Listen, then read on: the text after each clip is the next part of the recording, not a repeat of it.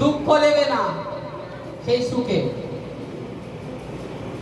ঈশ্বরের অনুগ্রহ এইরূপ, আজকে পাপের দরুন যে সমস্যা আসে কিংবা আপনি নিজে নিজে ভীত হয়ে যাচ্ছেন যে আমি ঈশ্বর থেকে সরে যাব, এটা নয়।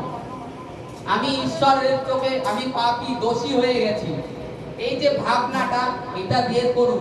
আজকে আপনাদের যার যার সমস্যা তার জন্য প্রাচীন বর্গকে আহ্বান করুন। সে প্রার্থনা করলে আপনার বিশ্বাস আর তাদের বিশ্বাসে একসাথে আপনাকে আবার ঈশ্বর উঠাবে, ঈশ্বর আপনাকে সুস্থ করবে। মেন আমরা ভয় পেয়ে যাই নিজেদের বিচার, আমাদের ব্রেনের উপরে বেশি ডিপেন্ড করি, ভাবনা চিন্তায় নিজেদেরকে জ্ঞানী মনে করি, কখনো ঈশ্বরের উপরে সমস্ত ভার ছাড়ি না।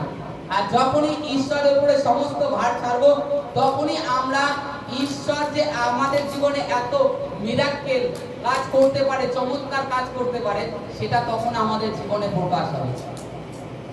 তখন প্রকাশ হবে যখন ঈশ্বরের উপরে সমস্ত ভার ছেড়ে দেবো, তখনই আমরা দেখতে পারবো যে ঈশ্বর কি করতে পারে। Hallelujah, hallelujah, hallelujah, hallelujah, hallelujah, hallelujah. জয় যিশু, জয় যিশু। এই আমাদের